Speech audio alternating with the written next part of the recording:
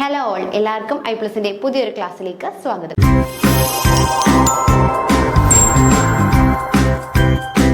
അപ്പോൾ നമ്മൾ ഇന്ന് വളരെ ഇമ്പോർട്ടൻ്റ് ആയിട്ടുള്ളൊരു ടോപ്പിക്കാണ് പഠിക്കാനായിട്ട് പോകുന്നത്. നമുക്കറിയാമല്ലേ, പ്ലാന്റ് ഫിസിയോളജിയിലെ തന്നെ ഏറ്റവും അധികം ഇമ്പോർട്ടൻറ്റും എന്നാൽ എല്ലാവർക്കും ഏറ്റവും അധികം ടഫും ആയിട്ടുള്ളൊരു ടോപ്പിക്കാണ് ഫോട്ടോസിന്തസിസ് എന്ന് പറയുന്നത്. അപ്പോൾ നമ്മൾ ഇന്ന് ഫോട്ടോസിന്തസിസ് ആണ് നോക്കാനായിട്ട് പോകുന്നത്.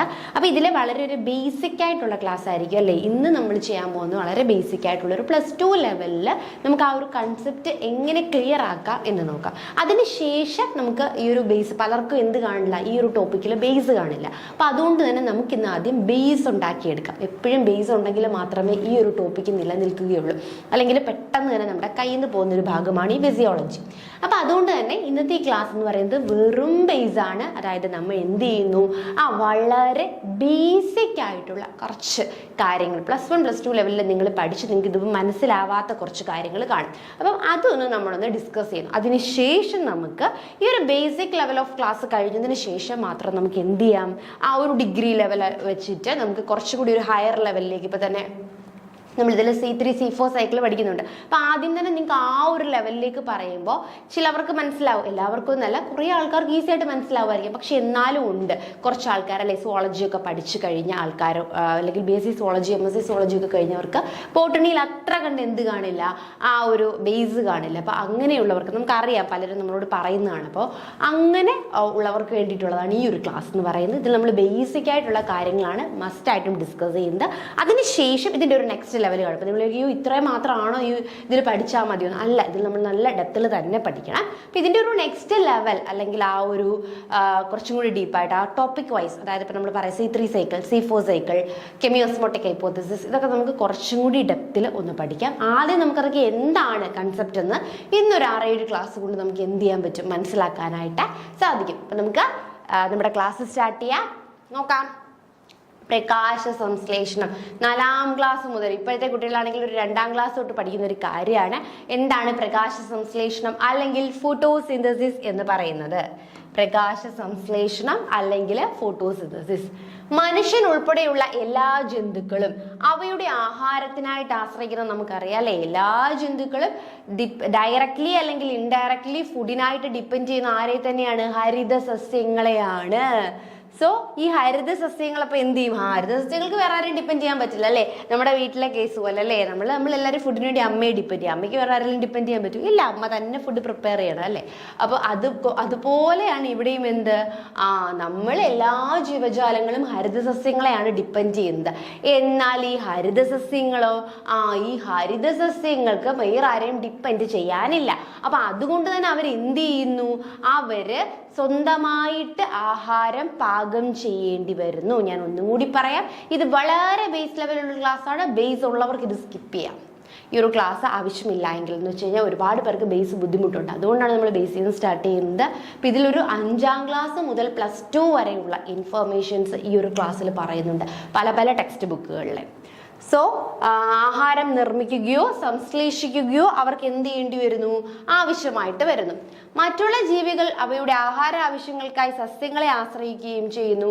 ഹരിത സസ്യങ്ങൾക്ക് ആവശ്യമായ ആഹാരം അല്ലേ. അപ്പൊ ഹരിത സസ്യങ്ങൾക്ക് എന്ത് വേണം, വേറെ ആരെയും ഡിപ്പെൻഡ് ചെയ്യാനില്ലാത്തതുകൊണ്ട് അവർക്ക് സ്വന്തമായിട്ട് തന്നെ ഫുഡ് പ്രിപ്പയർ ചെയ്യേണ്ടതായിട്ട് വരുന്നു.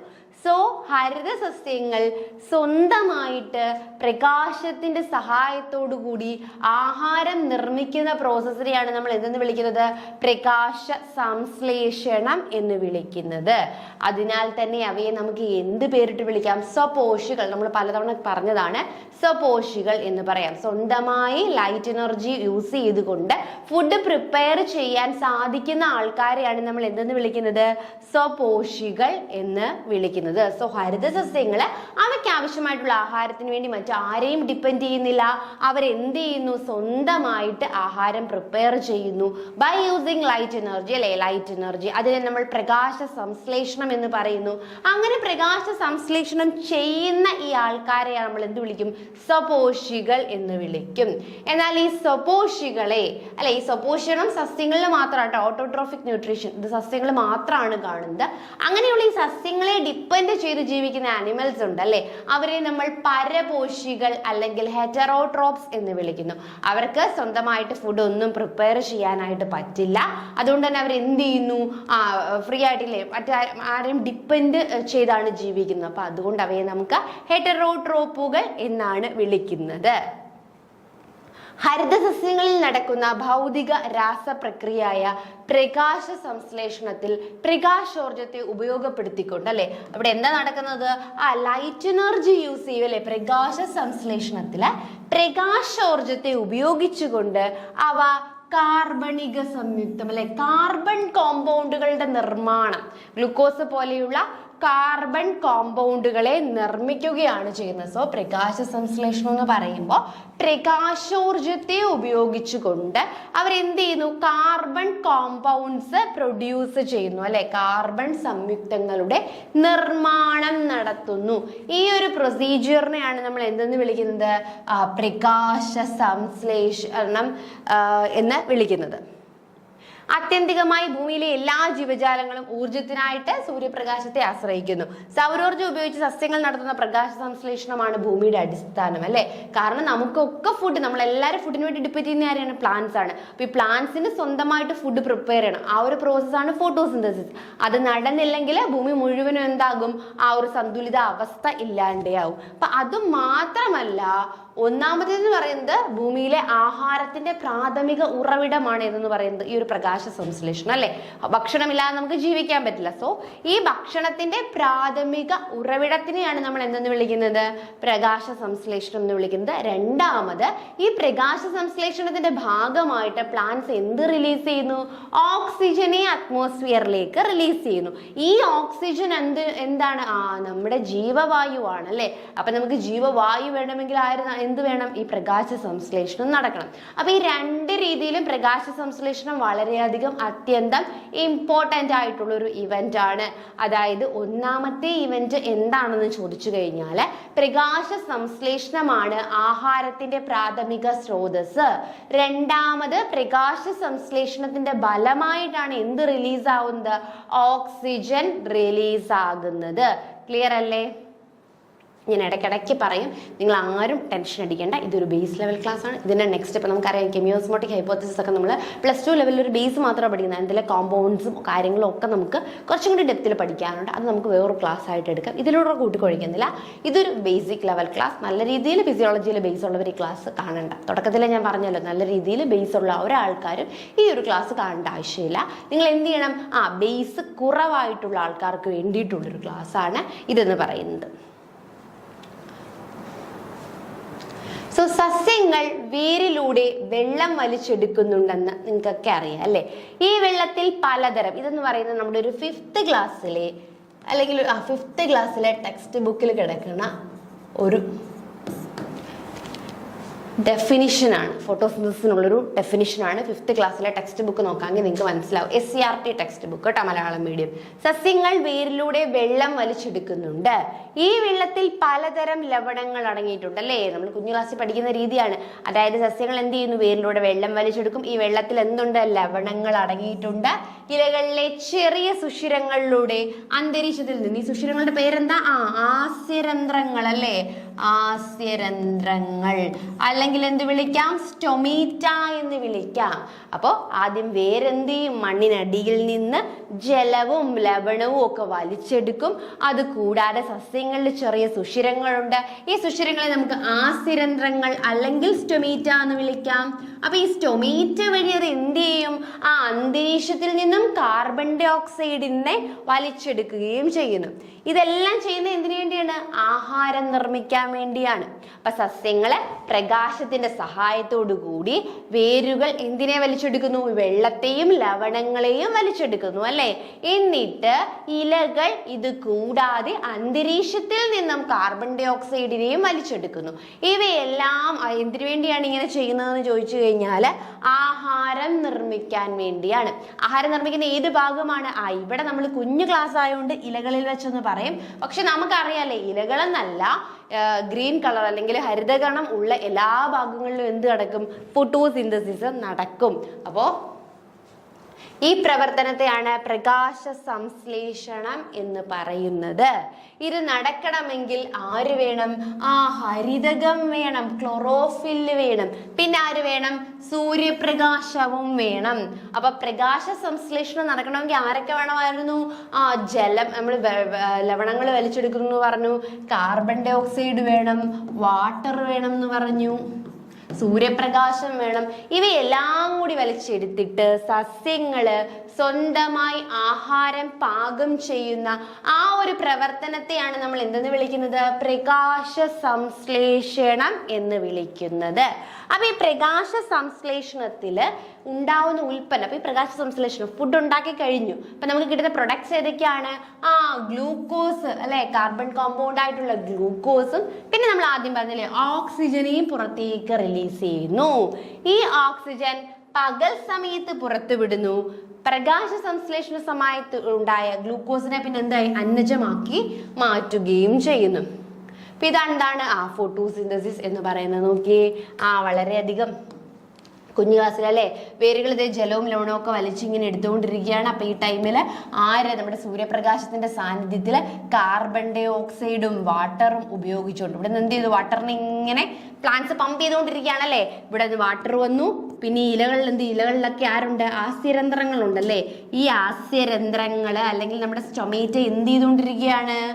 കാർബൺ ഡൈ ഓക്സൈഡിനെ വലിച്ചെടുത്തുകൊണ്ടിരിക്കുകയാണ്. പ്ലസ് ആരുണ്ട്? നമ്മുടെ സോളാർ എനർജി ഉണ്ടല്ലേ. ഇവര് 3 പേര് കൂടി ചേർന്നിട്ട് എന്തുണ്ടായി? ഗ്ലൂക്കോസും പിന്നെ ഓക്സിജനെ പുറത്തേക്ക് ഇവോൾവ് ചെയ്യിപ്പിക്കുകയും ചെയ്തു. സോ നോക്കിയേ, 6CO2 6 മോളിക്യൂൾ കാർബൺ ഡൈ ഓക്സൈഡും 6 മോളിക്യൂൾ വാട്ടറും അല്ലെ. ഈക്വേഷൻ അറിയാത്ത ആരെങ്കിലും 6CO2 plus 6H2O give rise to C6H12O6 plus 6 oxygen molecule evolve ആവുകയും ചെയ്യുന്നു. സോ സോളാർ എനർജിയുടെ പ്രസൻസില് 6 കാർബൺ ഡൈ ഓക്സൈഡും 6 വാട്ടർ മോളിക്യൂൾസും കൂടി ചേർന്ന് സൺലൈറ്റിന്റെ പ്രസൻസിൽ അതെന്തായി മാറുന്നു? ഗ്ലൂക്കോസും അതിന്റെ ബൈ പ്രൊഡക്റ്റ് ആയിട്ട് ഓക്സിജനെ അന്തരീക്ഷത്തിലേക്ക് ഇവോൾവ് ചെയ്യിക്കപ്പെടുകയും ചെയ്യുന്നു. ഈ ഒരു പ്രോസസ്സിനെയാണ് നമ്മൾ എന്തെന്ന് വിളിക്കുന്നത്? ഫോട്ടോസിന്തസിസ് എന്ന് വിളിക്കുന്നത്. ഇത് ഫോട്ടോസിന്തസിസിന്റെ ഇക്വേഷൻ ആണ്. ക്ലിയർ അല്ലേ? ഇനി എവിടെയാണ് പ്രകാശ സംശ്ലേഷണം നടക്കുന്നത്? ആ ഒരു ഡെഫിനിഷൻ വെച്ച് 5ാം ക്ലാസ്സിൽ പഠിക്കുന്ന ഒരു കുട്ടിയോട് ചോദിച്ചാൽ കുട്ടി എന്ത് പറയും? ഇലകളിലാണ് ഫോട്ടോസിന്തസിസ് നടക്കുന്നതെന്ന് പറയും അല്ലേ. പക്ഷെ നമുക്ക് അത്രയും മതിയോ? അല്ല, നമ്മളോട് ചോദിക്കുകയാണ് എവിടെയാണ് ഫോട്ടോസിന്തസിസ് നടക്കുന്നത്. അപ്പൊ നമുക്ക് എന്തുത്തരം പറയണം? പച്ച നിറമുള്ള ഇലകളിലോ ഹരിതകണത്തിലോ അല്ലെ, ഹരിതകണത്തിലോ അല്ലെങ്കിൽ പച്ച നിറമുള്ള ഇലകളിലോ ഒക്കെ എന്ത് നടക്കാം? ഫോട്ടോസിന്തസിസ് നടക്കാം. സസ്യങ്ങളുടെ പച്ച നിറമുള്ള ഇലകളെ കൂടാതെ ഇലകളിൽ മാത്രമല്ല, ഈ ഒരു ഹരിതക വർണ്ണവസ്തു ഉള്ള തണ്ടായിക്കോട്ടെ, തണ്ടിലും എന്ത് നടക്കാം? ഫോട്ടോസിന്തസിസ് നടത്താം. അപ്പൊ എന്ത് വേണമെന്നേ ഉള്ളൂ? ഹരിതക വർണ്ണമുള്ള ഏതു ഭാഗത്തും എന്ത് നടക്കാം? ഫോട്ടോസിന്തസിസ് അല്ലെങ്കിൽ പ്രകാശ സംശ്ലേഷണം നടക്കാം. സോ ഹരിത സസ്യങ്ങളിൽ ഹരിതഗണം കൂടുതലായും ഇലകളിലെ മീസോഫിൽ. ഇപ്പൊ ഏറ്റവും കൂടുതൽ ഫോട്ടോസിന്തസിസ് നടക്കുന്നത് ലീഫുകളിലാണ്. കാരണം എന്താന്ന് ചോദിച്ചു കഴിഞ്ഞാൽ ഈ ഹരിതഗണം ഏറ്റവും അധികം കാണപ്പെടുന്നത് എവിടെയാണ്? ഇലകളിലെ മീസോഫിൽ കോശങ്ങളിലാണ് അല്ലെ. ഇലകളിലെ മീസോഫിൽ പാലിസൈഡ് ഒക്കെ അറിയാലേ. അപ്പൊ അതിലെ മീസോഫിൽ സെൽസിലാണ് ഈ ധാരാളം എന്ത് കാണപ്പെടുന്നത്? നമ്മുടെ ഹരിതഗണം അല്ലെങ്കിൽ ക്ലോറോഫില്ല് കാണപ്പെടുന്നത്. അപ്പൊ അതുകൊണ്ടാണ് ഇലകളിൽ എന്ത് നടക്കുന്നത്? കൂടുതൽ ഫോട്ടോസിന്തസിസ് നടക്കുന്നത്. ഇപ്പൊ ഇവ ലെൻസിന്റെ ആകൃതിയിലോ, ചിലപ്പോൾ എന്തായിരിക്കും? ലെൻസ് ഷേപ്പിലായിരിക്കും, അല്ലെങ്കിൽ ഗോളത്തിന്റെ ഷേപ്പിലായിരിക്കും, ചിലപ്പോൾ എന്തായിരിക്കും? ഡിസ്ക് പോലെയോ റിബൺ പോലെയോ വ്യത്യസ്ത ആകൃതിയിൽ നമുക്ക് ഹരിതഗണത്തെ കാണാൻ പറ്റും. ഇവയ്ക്ക് ഏകദേശം 5 മുതൽ 10 വരെ മില്ലിമീറ്റർ നീളവും 2 മുതൽ 4 വരെ മില്ലിമീറ്റർ എന്തുണ്ട്? വീതിയും കാണുവാനായിട്ട് സാധിക്കും. ഹരിതഗണങ്ങളിൽ ഹരിതകം, നമ്മുടെ ക്ലോറോപ്ലാസ്റ്റിൽ എന്തുണ്ട്? ഹരിതകമുണ്ടല്ലേ, ക്ലോറോഫില്ലുണ്ട്. അത് കൂടാതെ കെരോട്ടിനോയിഡും ഒക്കെ കുറേയധികം വർണ്ണവസ്തുക്കളുണ്ട്. ഇവയൊക്കെ എന്തിനു സഹായിക്കുന്നു? സൺലൈറ്റിനെ, സൗരോർജ്ജത്തിനെ വലിച്ചെടുക്കാനായിട്ട് സഹായിക്കുന്നത്. അപ്പൊ നമുക്ക് ഒന്നുകൂടി ചോദിക്കാം, എവിടെയാണ് പ്രകാശ സംശ്ലേഷണം നടക്കുന്നത് എന്ന് ചോദിച്ചു കഴിഞ്ഞാൽ പച്ച നിറമുള്ള ഇലകളിൽ, ഒന്നെങ്കിൽ പച്ച കളറിലുള്ള ഇലകളിൽ അല്ലെങ്കിൽ എന്താണ് നമ്മുടെ ഹരിതഗണം ക്ലോറോപ്ലാസ്റ്റിലോ ആയിരിക്കും, ക്ലോറോഫിൽ എന്നാണ് ഞാൻ പറഞ്ഞതെന്ന് തോന്നുന്നു, ക്ലോറോപ്ലാസ്റ്റിലോ ആയിരിക്കും എന്ത് നടക്കുന്നത്, പ്രകാശ സംശ്ലേഷണം എന്ന് പറയുന്ന പ്രക്രിയ നടക്കുന്നത്. അപ്പൊ ഈ പ്രകാശ സംശ്ലേഷണം ഹരിതകം അല്ലെങ്കിൽ ക്ലോറോഫിലുള്ള ഏതൊരു പാർട്ടിലും നടക്കാം അല്ലെ, ഇലകളിലെന്ന് മാത്രമില്ല, തണ്ടിലാവാം, ഏതൊരു പാർട്ടിലും നടക്കാം. എങ്കിലും കൂടുതൽ ഹരിതകം എവിടെയായിരിക്കും കാണപ്പെടുന്നത്, അല്ലെങ്കിൽ കൂടുതൽ ഹരിത കണങ്ങൾ കാണുന്നത് എവിടെയായിരിക്കും, നമ്മുടെ ഇലകളിലെ മീസോഫിലിലാണ്. അപ്പൊ അതുകൊണ്ടാണ് എന്ത് നടക്കുന്നത്, ഇലകളിൽ കൂടുതലായിട്ട് ഫോട്ടോസിന്തസിസ് നടക്കുന്നത്. ഇനി ഇതിന്റെ ഒരു ആകൃതി, നമ്മുടെ ക്ലോറോപ്ലാസ്റ്റിന്റെ ഒരു ആകൃതിയൊക്കെ പറഞ്ഞു കഴിഞ്ഞാൽ അതൊരു ഗോള ലെൻസ് ഷേപ്പിലൊക്കെ ഇരിക്കും. അതിൽ ധാരാളം ആര് കാണും, ഹരിതകം കാണും, ക്ലോറോഫില്ല് കാണും. ക്ലോറോഫില്ല് മാത്രമല്ല വേറെയും വർണ്ണവസ്തുക്കളായിട്ടുള്ള കെറോട്ടിനോയിഡും ഒക്കെയുണ്ട്. ഇവിടെ ഒക്കെ ഫംഗ്ഷൻ ഒന്ന് മാത്രമേ ഉള്ളൂ, സൺലൈറ്റിനെ എന്ത് ചെയ്യുക, അബ്സോർബ് ചെയ്യുക എന്നുള്ള ഒരൊറ്റ ഫംഗ്ഷൻ മാത്രമേ ഇവർക്ക് ഉള്ളൂ. സോ നോക്കിയേ, നമ്മുടെ ഹരിതഗണത്തിന്റെ അല്ലെങ്കിൽ ക്ലോറോഫില്ലിന്റെ ഒരു സ്ട്രക്ചർ നമുക്ക് നോക്കാം.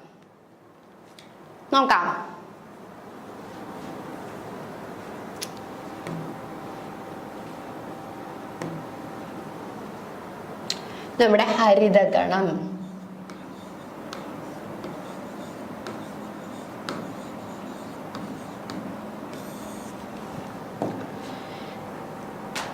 ഹരിതഗണം എന്ന് പറയുന്നത് എന്താണ്, ഒരു ഡബിൾ മെംബ്രെയിൻ സ്ട്രക്ചർ ആണ് കേട്ടോ. ഡബിൾ മെംബ്രെയിൻ ആണ്, ബേസ് ആണ് കേട്ടോ, ഡബിൾ മെംബ്രെയിൻ.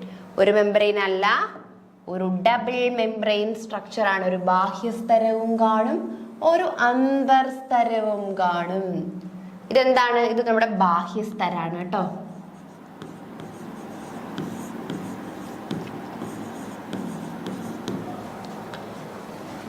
ഇത് അന്തർസ്തരം.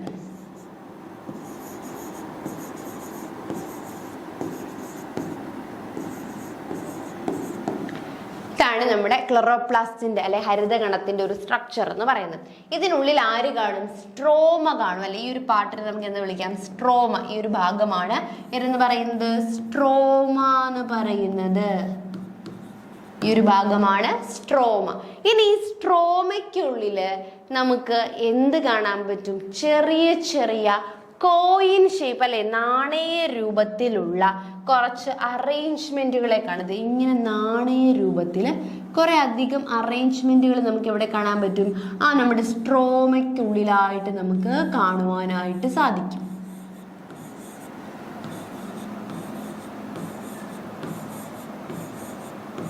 കണ്ട, സ്ട്രോമയ്ക്കുള്ളിലെ അറേഞ്ച്മെന്റുകളെ കണ്ടു. അപ്പം ഹരിതഗണം, അതുകൊണ്ട് തന്നെ ഇംഗ്ലീഷ് എന്താണ് നമ്മൾ പറയുന്നത്, ക്ലോറോപ്ലാസ്റ്റ് ആണ് കേട്ടോ, ക്ലോറോപ്ലാസ്റ്റ്.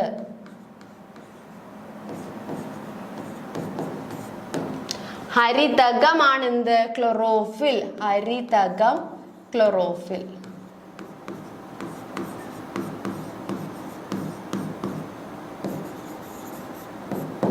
ക്ലോറോപ്ലാസ്റ്റും ക്ലോറോഫില്ലും ക്ലിയർ ആയോ? അപ്പൊ നമ്മുടെ ഹരിതഗണം എന്ന് പറയുന്നത് ഒരു ഇരട്ട സ്ഥലമാണല്ലേ. ഇതെന്താണ്, ഇരട്ട സ്ഥലം. ഇരട്ട സ്ഥലം എന്ന് പറഞ്ഞാൽ എന്തായിരിക്കും, ഡബിൾ മെംബ്രെയിൻ ആണല്ലേ ഇരട്ട സ്ഥലം.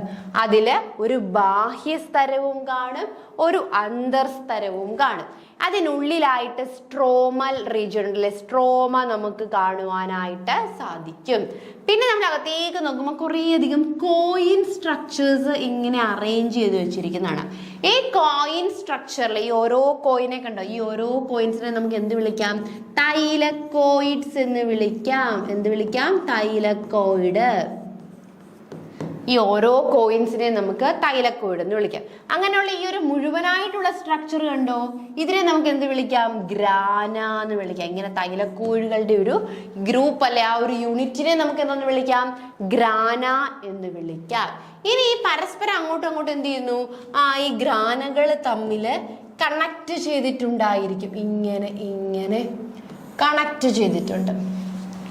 ഇതിനെ എന്ത് പേര് വിളിക്കാം, സ്ട്രോമ. സ്ട്രോമയിലല്ലേ കണക്ഷൻ കാണുന്നത്, so stroma lamella, stroma lamella എന്ന് വിളിക്കാം.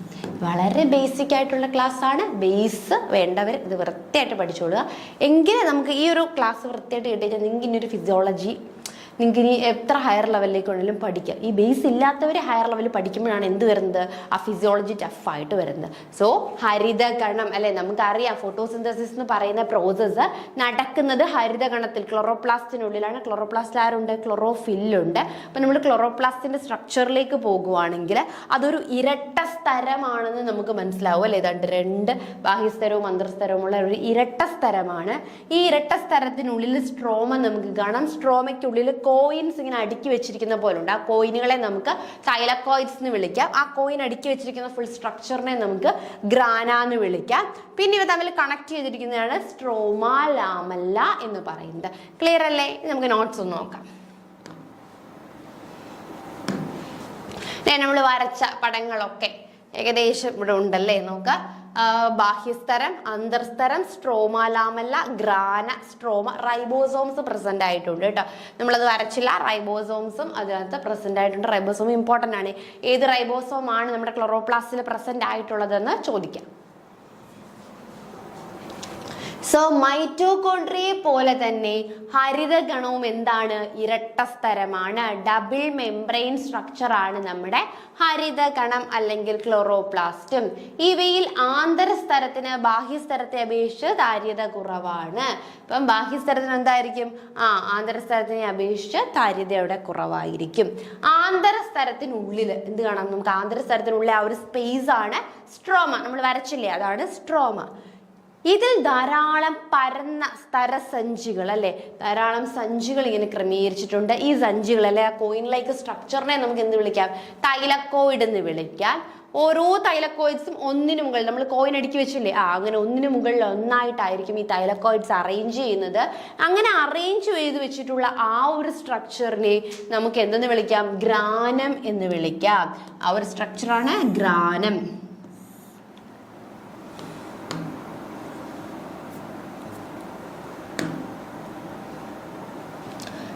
നമുക്ക് എന്ന് വിളിക്കാം ഗ്രാനം, അഥവാ ഇന്റർഗ്രാനൽ തൈലക്കോയിഡ് എന്നും വിളിക്കാം. ഇനി അതല്ലെങ്കിൽ കുറച്ചും കൂടി സ്റ്റൈലിഷ് ആയിട്ടൊരു പേരുണ്ട്, ഇന്റർഗ്രാനൽ തൈലക്കോയിഡ്സ് എന്ന് വിളിക്കാം. അപ്പൊ തൈലക്കോയിഡ് എന്ന് പറയുമ്പോൾ സഞ്ചി പോലത്തെ കുറെ സ്ട്രക്ചർ, ഈ സഞ്ചി പോലത്തെ സ്ട്രക്ചറുകൾ എന്ത് ചെയ്തിന്, ഒന്ന് മുകളിൽ ഒന്നായിട്ട് അടുക്കി ഇങ്ങനെ വെക്കും. ആ ഒരു സ്ട്രക്ചറിനെയാണ് നമ്മൾ എന്തെന്ന് വിളിക്കുന്നത്, ഗ്രാനം എന്ന് വിളിക്കുന്നത്. ഇനി ഈ ഗ്രാനകളിലെ തൈലക്കോയിഡ്സ് അല്ലെ, തൈലക്കോയിഡുകളെ തമ്മിൽ ബന്ധിപ്പിക്കുന്ന അല്ലെ, പരസ്പരം ബന്ധിപ്പിക്കുന്ന ആ സ്തരനാളികളെ നമുക്ക് എന്തെന്ന് വിളിക്കാം, സ്ട്രോമ ലാമല്ല എന്ന് വിളിക്കാം. ആ സ്തരനാളികളെ നമ്മൾ എന്ത് പേരിട്ടാണ് വിളിക്കുന്നത്, സ്ട്രോമ ലാമല്ല എന്ന് വിളിക്കാം. തൈലക്കോഴികൾക്കിടയിലുള്ള സ്ഥലത്തെ ലൂമൻ എന്നും പറയുന്നു. തൈലക്കോഴിന് ഇടയിലുള്ള ആ ഒരു സ്പേസ് ആണ് ലൂമൻ. അതൊന്ന് നോട്ട് ചെയ്ത് വെച്ചോളൂ കേട്ടോ. തൈലക്കോഴിന് ഇടയിലുള്ള സ്ഥലമാണ് എന്ത്, ലൂമൻ. നമ്മൾ ഈ കാണിച്ചിരിക്കുന്ന തൈലക്കോയിഡ്സിന് ഇടയിലുള്ള ആ ഒരു പ്ലേസിന് നമുക്ക് എന്തെന്ന് വിളിക്കാം, ലൂമൻ എന്ന് വിളിക്കാം. തൈലക്കോയിഡ്സിന് ഇടയിലുള്ള ആ ഒരു സ്ഥലമാണ് എന്തെന്ന് പറയുന്നത്, ലൂമൻ എന്ന് പറയുന്നത്. അതൊരു ഇമ്പോർട്ടൻറ്റ് പോയിന്റ് ആണ് കേട്ടോ. ലൂമനെ മറക്കാൻ പാടില്ല. കാരണം നമുക്ക് പോകുമ്പം അങ്ങോട്ട് ഉള്ള കാര്യങ്ങളിൽ ഈ ലൂമൻ പഠിക്കാനായിട്ടുണ്ട്. അപ്പം തൈലക്കോയിഡിന് ഇടയിലുള്ള സ്ഥലമാണ് എന്തെന്ന് പറയുന്നത്, ലൂമൻ എന്ന് പറയുന്നത്. കാർബോഹൈഡ്രേറ്റുകളും പ്രോട്ടീനുകളും നിർമ്മിക്കാൻ ആവശ്യമായ രാസാഗ്നികൾ സ്ട്രോമയിലുണ്ട് അല്ലെ. അപ്പൊ ഈ സ്ട്രോമയിൽ കുറെ അധികം രാസാഗ്നികൾ അല്ലെങ്കിൽ എൻസൈംസുകളുടെ പ്രസൻസ് നമുക്ക് എവിടെ കാണാം, സ്ട്രോമയിൽ കാണാനായിട്ട് സാധിക്കും. ഈ സ്ട്രോമയിലാണ് എന്ത്, കാർബോഹൈഡ്രേറ്റും പ്രോട്ടീൻസും ഒക്കെ നിർമ്മിക്കാനായിട്ട് സാധിക്കുന്നത്. കാരണം എന്തായിരിക്കും, നമുക്കറിയാലേ ഈ ഫോട്ടോസിന്തസിന്റെ ഫലമായിട്ട് നമുക്ക് ലാസ്റ്റ് നമ്മൾ നിർമ്മിക്കുന്ന പ്രൊഡക്റ്റ് എന്താണ്, ഗ്ലൂക്കോസ് ആണ് അല്ലെ. ഈ ഗ്ലൂക്കോസ് എന്ന് പറയുന്നത് ഒരു കാർബോഹൈഡ്രേറ്റ് ആണ്. അപ്പൊ ഈ ഗ്ലൂക്കോസ് നിർമ്മിക്കാൻ വേണ്ട രാസാഗ്നികളൊക്കെ എവിടെയാണ് കാണപ്പെടുന്നത്, നമ്മുടെ ഈ ഒരു സ്ട്രോമയിലാണ് അല്ലെ. നമ്മൾ ഓൾറെഡി പറഞ്ഞു ക്ലോറോപ്ലാസ്റ്റിന് ആണ് എന്ത് നടക്കുന്നത്, ഫോട്ടോസിന്തസിസ്, അല്ലെങ്കിൽ ഹരിതകണത്തിലാണ് ഫോട്ടോസിന്തസിസ് നടക്കുന്നത്. ആ ഹരിതകണത്തിലെ ഓരോ പാർട്ടുകളാണ് നമ്മൾ പറഞ്ഞുകൊണ്ടിരിക്കുന്നത്. കൂടാതെ 2 ഇഴകളും വലിയ ആകൃതിയിലുള്ള ഒരു DNA കാണപ്പെടുന്നു. അത് കൂടാതെ റൈബോസോമുകളും സ്ട്രോമയിൽ കാണപ്പെടും. DNA കാണാം, എൻസൈംസ് കാണാം, പിന്നെ എന്ത് നമുക്ക് കാണാൻ പറ്റും, റൈബോസോമുകളും കാണാം. ഈ റൈബോസോമുകൾ വളരെയധികം ഇമ്പോർട്ടൻ്റ് ആണ്, എക്സാമിന് ചോദിക്കാം. തൈലക്കോയിഡിലെ വർണ്ണവസ്തുവായ ഹരിതകവും അടങ്ങിയിരിക്കുന്നു അല്ലെ. അത് കൂടാതെ അവിടെ ഹരിതകം ഉണ്ടല്ലേ, ഈ ഗ്രീൻ കളർ കൊടുക്കുന്ന ക്ലോറോഫില്ലും എവിടെയാണ് അടങ്ങിയിരിക്കുന്നത്, നമ്മുടെ തൈലക്കോയിഡ്സിലാണ് അടങ്ങിയിരിക്കുന്നത്. ഇനി ഇവിടെയുള്ള റൈബോസോമുകളുടെ പ്രത്യേകത എന്ന് പറയുന്നത് ചെറിയ റൈബോസോമുള്ള 2 സബ് യൂണിറ്റ് ഉണ്ടല്ലേ. റൈബോസോം എന്ന് പറയുമ്പോൾ അതിന് 2 സബ് യൂണിറ്റുകൾ കാണും. അതിൽ ചെറിയ സബ് യൂണിറ്റ് ആയിട്ടുള്ള 17S ആണ് എവിടെ കാണപ്പെടുന്നത്, നമ്മുടെ ക്ലോറോപ്ലാസ്റ്റിൽ കാണപ്പെടുന്നത് അല്ലെങ്കിൽ ഹരിത കണത്തിൽ കാണുന്നത്. അത് വളരെയധികം ഇമ്പോർട്ടൻ്റ് ആണ്, ചോദിക്കാം. ക്ലോറോപ്ലാസ്റ്റിനുള്ളിലെ അല്ലെങ്കിൽ ഹരിതകണത്തിനുള്ളിലെ റൈബോസോംസ് ഏത് യൂണിറ്റ് ആണെന്ന് ചെറിയ സബ് യൂണിറ്റ് ആയിട്ടുള്ള 17S ആണ് കാണപ്പെടുന്നത്. അപ്പൊ തൈലക്കോയിഡിൽ ഹരിതകമുണ്ട്, DNA ഉണ്ട്, പിന്നെ നമ്മൾ എന്താണ് പറഞ്ഞത്, ഈ ഒരു റൈബോസോംസും നമുക്ക് കാണാനായിട്ട് പറ്റും. നമുക്കിന്ന് പറഞ്ഞ കാര്യങ്ങൾ സമപ്പ് ചെയ്യാം. നമ്മൾ ആദ്യം പറഞ്ഞു പ്രകാശ സംശ്ലേഷണം എന്താണെന്നല്ലേ. ഈ ലോകത്തുള്ള അല്ലെങ്കിൽ ഭൂമിയിലുള്ള എല്ലാ ജീവികളും ഫുഡിനായിട്ട് ഡിപ്പെൻഡ് ചെയ്യുന്നത് ആരെയാണ്, മെയിനായിട്ടും ഡിപ്പെൻഡ് ചെയ്യുന്നത് പ്ലാന്റ്സിനെയാണ്. സോ പ്ലാന്റ്സിന് ഇനി വേറെ ആരെയും ഡിപ്പെൻഡ് ചെയ്യാൻ പറ്റില്ല അല്ലേ, നമ്മളെല്ലാവരും പ്ലാന്റ്സിനെയാണ് ഡിപ്പെൻഡ് ചെയ്യുന്നത്. അതുകൊണ്ട് തന്നെ പ്ലാന്റ്സ് എന്ത് ചെയ്യുന്നു, അവർക്ക് സ്വന്തമായിട്ട് ഫുഡ് നിർമ്മിക്കേണ്ടതായിട്ട് വരുന്നു. അങ്ങനെ അവർ എന്ത് ചെയ്യുന്നു, പ്രകാശത്തിന്റെ സഹായത്തോടു കൂടി അല്ലെ പ്രകാശത്തിന്റെ ഉപയോഗിച്ചുകൊണ്ട് സ്വന്തമായിട്ട് ഫുഡ് പ്രിപ്പയർ ചെയ്യുന്ന അല്ലെങ്കിൽ സ്വന്തമായിട്ട് ഭക്ഷണം നിർമ്മിക്കുന്ന ആ ഒരു പ്രവൃത്തിനെയാണ് നമ്മൾ എന്തെന്ന് വിളിക്കുന്നത്, ഫോട്ടോസിന്തസിസ് അല്ലെങ്കിൽ പ്രകാശ സംശ്ലേഷണം എന്ന് വിളിക്കുന്നത്. പ്രകാശത്തിന്റെ സാന്നിധ്യത്തിൽ നിർമ്മിക്കുന്നത് കൊണ്ടാണ് എന്ത് പേര് വന്നത്, പ്രകാശ സംശ്ലേഷണം എന്ന പേര് വന്നിട്ടുള്ളത്. അപ്പൊ ഇങ്ങനെ സ്വന്തമായിട്ട് ആഹാരം നിർമ്മിക്കുന്നതുകൊണ്ട് സസ്യങ്ങൾക്ക് ഒരു പേര് വന്നു, സ്വപോഷികൾ അല്ലെ. അവരെല്ലാം സ്വന്തമായിട്ട് സ്വപോഷികൾ എന്നാണ് സസ്യങ്ങളെ വിളിക്കുന്നത്. ഇവരെ ഡിപ്പെൻഡ് ചെയ്യുന്ന നമ്മളൊക്കെ ആണെങ്കിലോ പരപോഷികൾ ആണ് അല്ലെ. പരസഹായത്തോടുകൂടി ജീവിക്കുന്നതുകൊണ്ട് നമുക്ക് പരപോഷികൾ എന്ന് പറഞ്ഞു. പിന്നെ നമ്മൾ പറഞ്ഞ എന്തായിരുന്നു, ആ ഒരു 5ാം ക്ലാസ്സിലെ ടെക്സ്റ്റ് ബുക്കിലുള്ള ഒരു ഡെഫിനിഷൻ ആണല്ലേ എന്താണ് ഫോട്ടോസിന്തസിസ് എന്നുള്ളത് അല്ലെ. ഫോട്ടോസിന്തസിസ് എന്ന് പറയുമ്പോൾ സൂര്യപ്രകാശത്തിന്റെ സാന്നിധ്യത്തില് എന്ത് ചെയ്തു, വേരുകള് ജലവും ലവണവും വലിച്ചെടുക്കുന്നു. അവയും പിന്നെ നമ്മുടെ ഇല എന്ത് ചെയ്യുന്നു, കാർബൺ ഡൈ ഓക്സൈഡ് അല്ലെ, അതിന്റെ ആസ്യരന്ധ്രങ്ങളിലൂടെ കാർബൺ ഡൈ ഓക്സൈഡിനെയും അബ്സോർബ് ചെയ്യുന്നു. ഇവ രണ്ടും കൂടി ചേർത്തുകൊണ്ട് എന്ത് ചെയ്യുന്നു, ഗ്ലൂക്കോസും അതുകൂടാതെ ഓക്സിജനെയും പുറത്തേക്ക് വിടുന്ന പ്രോസസ്സിനെയാണ് നമ്മൾ എന്തെന്ന് വിളിക്കുന്നത്, ഫോട്ടോസിന്തസിസ് എന്ന് വിളിക്കുന്നത്. അതായത് പ്രകാശത്തിന്റെ സാന്നിധ്യത്തിൽ 6 മോളിക്യൂൾ ഓഫ് കാർബൺ ഡൈ ഓക്സൈഡും 6 മോളിക്യൂൾസ് ഓഫ് വാട്ടറും കൂടി ചേർന്നിട്ട് എന്ത് നിർമ്മിക്കുന്നു, ഗ്ലൂക്കോസ് നിർമ്മിക്കുന്നു. ഈ ഗ്ലൂക്കോസിൽ നിർമ്മിച്ചു, ഇതാണ് നമ്മുടെ ഫൈനൽ പ്രൊഡക്റ്റ് എന്ന് പറയുന്നത്. ഇതിന്റെ ഫലമായിട്ട് എന്തുകൂടി പുറത്തേക്ക് വരുന്നു, ഓക്സിജനെ ഇവോൾവ് ചെയ്യുകയും ചെയ്യുന്നു. അപ്പൊ രണ്ടുണ്ട് ഫോട്ടോസിന്തസിന്റെ ഇമ്പോർട്ടൻസ് എന്ന് പറയുന്നത്. ആദ്യത്തെ ഇമ്പോർട്ടൻസ് എന്ന് പറയുന്നത് എന്താണ്, ആഹാരത്തിനായിട്ടുള്ള ഏറ്റവും വലിയ സ്രോതസ്സാണ് ഫോട്ടോസിന്തസിസ് എന്ന് പറയുന്നത്. രണ്ടാമത് നമ്മുടെ ജീവവായു ആണല്ലേ ഓക്സിജൻ. അപ്പൊ ഈ ഓക്സിജൻ പുറത്തേക്ക് വരണമെങ്കിൽ എന്ത് വേണം, ഫോട്ടോസിന്തസിസ് എന്ന് പറയുന്ന പ്രോസസ്സ് വേണം. ഇനി ഇത് എവിടെയാണ് നടക്കുന്നതെന്ന് ചോദിച്ചു കഴിഞ്ഞാൽ നമ്മുടെ ഹരിതകണത്തിൽ ക്ലോറോപ്ലാസ്റ്റിലാണ് നടക്കുന്നത്. ക്ലോറോപ്ലാസ്റ്റിൽ എന്ത് കാണാം, ക്ലോറോഫില്ല് കാണാം. ഈ ക്ലോറോഫില്ലാണ് അതിന് ഗ്രീൻ കളേഴ്സും കാര്യങ്ങളും കൊടുക്കുന്നത്. സോ ഗ്രീൻ പാർട്ടായിട്ടുള്ള സസ്യങ്ങളുടെ എല്ലാ ഭാഗത്തും, ഇലകളിൽ മാത്രമല്ല ഗ്രീൻ പാർട്ടായിട്ടുള്ള എല്ലാ ഭാഗത്തും എന്ത് നടക്കും, ഫോട്ടോസിന്തസിസ് നടക്കും. പിന്നെ ഏറ്റവും കൂടുതൽ ഈ ഒരു ഹരിതകണം കാണപ്പെടുന്നത് ഇലകളിലാണ്. അതുകൊണ്ടാണ് കൂടുതലായിട്ടും ഇലകളിൽ നടക്കുന്നത്. അപ്പൊ നമ്മൾ പിന്നെ പഠിച്ചത് എന്തായിരുന്നു, ഹരിതകണത്തിന്റെ ഒരു സ്ട്രക്ചർ ആയിരുന്നു അല്ലെ. ഹരിതകണം അല്ലെങ്കിൽ ക്ലോറോപ്ലാസ്റ്റ് എന്ന് പറയുന്ന ഒരു ഇരട്ട സ്തരമാണ്, രണ്ടുണ്ടല്ലേ, ബാഹ്യസ്തരവുമുണ്ട് അന്തർസ്തരവുമുണ്ട്. ഈ അന്തർസ്തരത്തിനുള്ളിലെ സ്പേസിനെയാണ് നമ്മൾ എന്തെന്ന് വിളിച്ചത്, സ്ട്രോമ എന്ന് വിളിച്ചത്. അന്തർസ്തരത്തിനുള്ളിലെ സ്പേസ്. ഇവിടെ എന്തൊക്കെ നമുക്ക് കാണാമെന്ന് പറഞ്ഞു, DNA കാണാം, എൻസൈംസ് കാണാം, 17S റൈബോസോമും നമുക്ക് കാണാനായിട്ട് സാധിക്കും. ഇനി ഈ സ്ട്രോമ കഴിഞ്ഞിട്ട് ഈ സ്ട്രോമയ്ക്കുള്ളിലായിട്ട് എന്ത് നമുക്ക് കാണാം, കുറച്ചധികം സഞ്ചികൾ പോലത്തെ സ്ട്രക്ചർ കാണാം. ഈ സഞ്ചികളെയാണ് നമ്മൾ എന്തെന്ന് വിളിക്കുന്നത്, തൈലക്കോയിഡ്സ് എന്ന് പറയുന്നത്. ഈ തൈലക്കോയിഡ് നമ്മൾ കോയിൻ എടുക്കുന്ന പോലെ ഒന്നിന് മുകളിൽ ഒന്നായിട്ട് കയറിയിരിക്കും. ആ ഒരു സ്ട്രക്ചറിനെ നമുക്ക് ഗ്രാനം എന്ന് വിളിക്കാം. ഇനി 2-3 ഗ്രാനങ്ങളെ പരസ്പരം ഒന്നിപ്പിച്ചു വെച്ചിട്ടുണ്ടായിരിക്കും. ഇങ്ങനെ ഗ്രാനങ്ങളെ ചേർത്ത് വെക്കുന്ന ആ ഒരു കണക്ഷനെയാണ് നമ്മൾ എന്തെന്ന് വിളിക്കുന്നത്, സ്ട്രോമ ലാമല്ല എന്ന് വിളിക്കുന്നത്. പിന്നെ നമ്മൾ എന്ത് പറഞ്ഞു, തൈലക്കോയിനിടയിൽ ഒരു സ്പേസ് ഉണ്ട് അല്ലെ.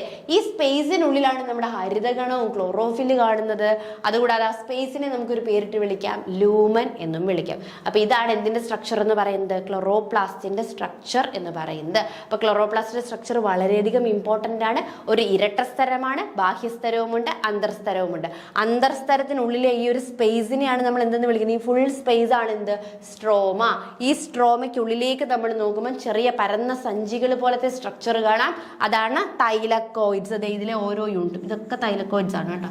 ഓരോ തൈലക്കോയിഡ്സ്. അതിനുശേഷം ഈ തൈലക്കോയിഡ്സ് എന്ത് ചെയ്യുന്നു? ഒന്നിനു മുകളിൽ ഒന്നായിട്ട് കയറി ഇങ്ങനെ അറേഞ്ച് ചെയ്ത് വെക്കുന്നു. അങ്ങനെ അറേഞ്ച് ചെയ്ത് വെക്കുന്നതിനെയാണ് നമ്മൾ എന്തെന്ന് വിളിക്കുന്നത്? ഗ്രാനം. പരസ്പരം ഗ്രാനങ്ങളെ കണക്ട് ചെയ്തുകൊണ്ട് സ്ട്രോമ ലാമെല്ല. ഈ തൈലക്കോയിഡിനിടയിലുള്ള സ്പേസ് ആണ് ലൂമൻ. ഇത്രയും കാര്യങ്ങളാണ് എന്ത് ചെയ്യേണ്ടത്? നിങ്ങൾ മസ്റ്റായിട്ടും ഓർത്തു വെക്കേണ്ടത്. അപ്പോൾ ഇത് വളരെ ബേസിക് ലെവലുള്ള ഒരു ക്ലാസ് ആണ്. പറഞ്ഞ കാര്യങ്ങൾ എല്ലാവർക്കും മനസ്സിലായി എന്ന് വിശ്വസിക്കുന്നു. അടുത്ത ക്ലാസ്സിൽ അടുത്ത ടോപ്പിക്കായിട്ട് കാണാം. Thank you.